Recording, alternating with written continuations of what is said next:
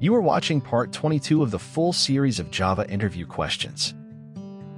These are the 5 questions we are going to discuss in this session. How many types of exception can occur in a Java program? What is exception handling? What is the base class for error and exception?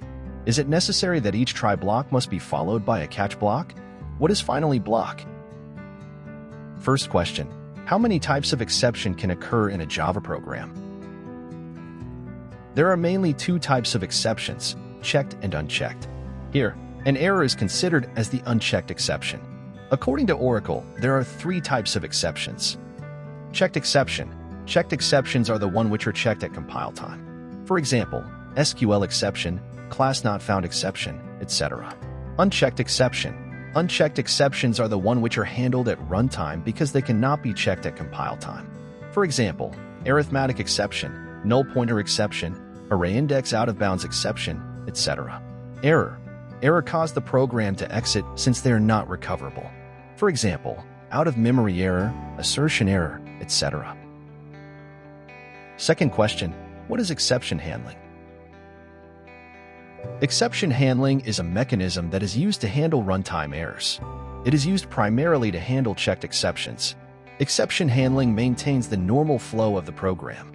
There are mainly 2 types of exceptions, checked and unchecked. Here, the error is considered as the unchecked exception. Third question, what is the base class for error and exception? The throwable class is the base class for error and exception. Next question, is it necessary that each try block must be followed by a catch block? It is not necessary that each try block must be followed by a catch block. It should be followed by either a catch block or a finally block. So whatever exceptions are likely to be thrown should be declared in the throws clause of the method. Next question, what is finally block? First, the finally block is used to execute the important code of the program. It is executed whether an exception is handled or not. In other words, we can say that finally block is the block which is always executed.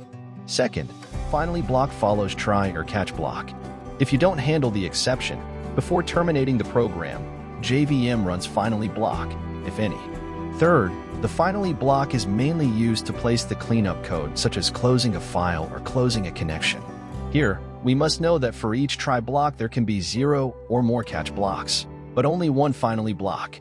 Fourth, the finally block will not be executed if program exits, either by calling system.exit or by causing a fatal error that causes the process to abort.